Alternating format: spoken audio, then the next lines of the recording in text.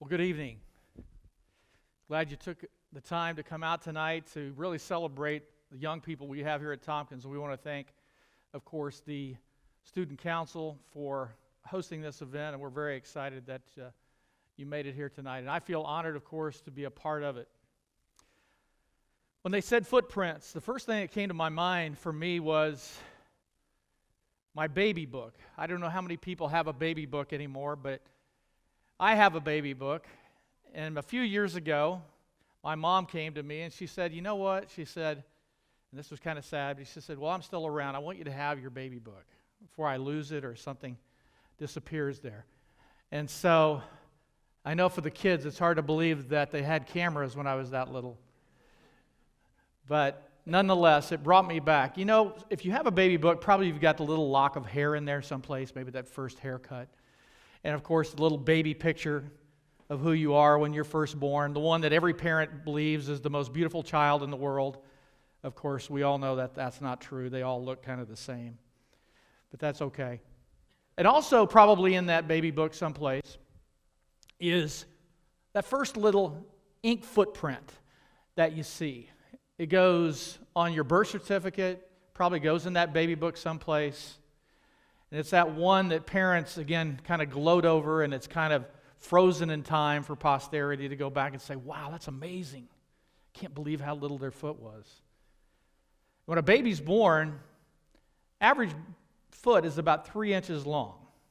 And in the first three years of life, it grows on average of about 3 inches. And then from about age 3 to 6, it grows another ½ inch or so. And then finally, by the time we're the age of 12, it's about 90% grown. So it's amazing how fast our feet do grow. But honestly, this isn't a talk about the size of your feet. But it is interesting to talk about what our feet will do, what our feet do.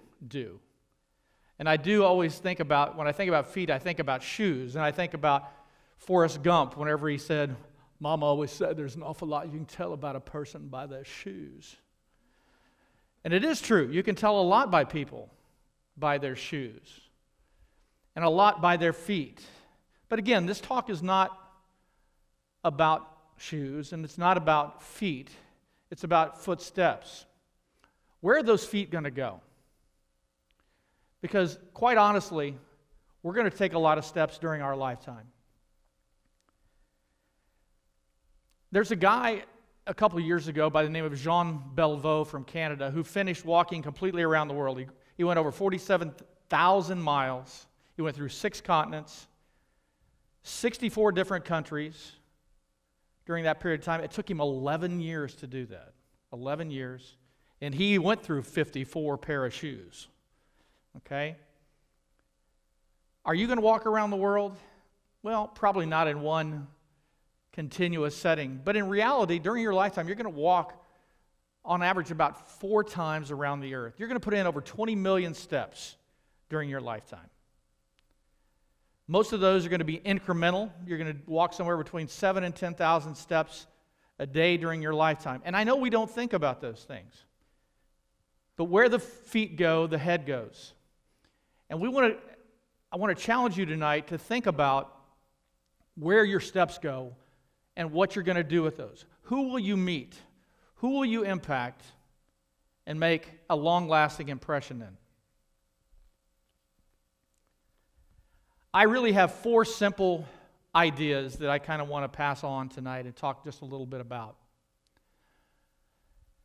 The first of those is having an attitude of gratitude. I know that this is a very simplistic concept, an attitude of gratitude. But the students that are sitting here tonight, and many of you who had me in class, have heard me say many times, where you're born determines your destiny. Where you're born determines your destiny. And I truly believe that. I believe that so many people do not recognize the fact that where you're born, when you're born, to whom you're born, is way beyond our control. And for most of us, and everyone sitting in this room, I can say that fairly confidently, are very lucky people. We're extremely lucky people. We have amazing opportunities. that many people around the world do not have.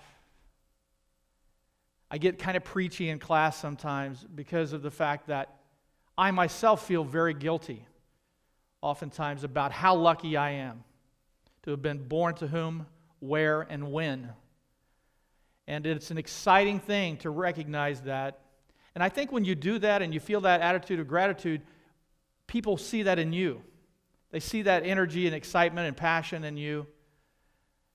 And I think that that leaves a lasting imprint or footprint.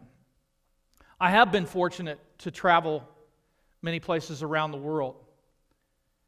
And, and many times it's the places that seem very touristy, and we have these great opportunities to see these amazing landscapes.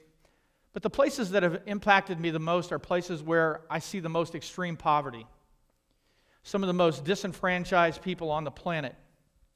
And the thing that strikes me, or has struck me every time that I've been in those situations, is how happy the people are. It's incredible. Honestly, they're some of the most happy people that I've ever seen. Again, I feel seriously guilty when you're in an environment where people do not have running water, people who are not sure where their next meal is going to come from, children who know that they're probably not going to have the $2 a month it takes to go to school, parents clearly not sure whether their child is even going to survive childhood, let alone have any other opportunities. And without fail, I find most of these people incredibly happy. And the simple little things of handing someone a pencil or a notebook or a bar of soap or a hand-me-down t-shirt is met with so much energy and excitement. And I think about us, and I think about myself, and how I don't really appreciate how lucky I am in life. But once we recognize that we are very lucky people, I think it'll put a bounce in your step. Be curious. Let curiosity be your motor. Einstein, we may not believe that completely about Einstein. I have no special talents. I am only passionately curious. But there's so much in that. People say ignorance is bliss. I don't believe that. I think ignorance is ignorance. And it's a terrible life not to seek knowledge, seek information, and seriously challenge yourself to be as curious about anything and everything that you possibly can. The truth is, most of us are very excited about our own hobbies, the things that we like to do. We get very excited about the academic subjects that we're very good at, or maybe a talent we have we're very good at. But what I say to you tonight, and what I challenge you on, is don't be satisfied with just being good or knowledgeable in things you already know. In truth, for us to live a fulfilling life, and for that to come through to the people around us, we need to be stepping outside of our boundaries. We need to be reading about things that we might not otherwise have even thought about reading. Maybe watching documentaries, talking to people that we might not normally talk to, talking to people outside of our culture, outside of our language, doing anything and everything we can to learn. Because in all honesty, for me, it feels like a race. When I was your age, I got to be honest with you, I was a little bit of a slacker. I wasn't like you all. I got to be honest with you. I was not a guy that went hard academically. That didn't come for me until later, till college. I had my high school guidance counselor pull me in my senior year to talk about what college I was going to go to. You know what he said to me? Jeff, you're not college material. Whew, that would be bad if Miss Clark said that, wouldn't it? Of course that's not going to happen to you all, because you guys are amazing. And you have already had this advantage, and you are taking advantage of that right now. But for me, when I heard that, obviously it cut. I knew that I had capabilities, but I also knew that I would not experience, I had not experienced things because I had not been as curious as I needed to be. So for the past X number of years, my job is to race. I want to be as knowledgeable about as many things as I possibly can. I want to see the world. I want to do things. I am very curious. And for the rest of my life, however long that is, and again, I'm not in a hurry to get to the end, I'm going to be passionate. I'm going to be curious. Turn off and tune in. This is one that I have to talk to you about briefly. I thought, well, when you're going to do a TED Talk, you don't want to be negative, but in reality, I got to talk a little bit about this whole idea of the iPhone and the electronic age that you all live in for a second. When I Googled this, ironically,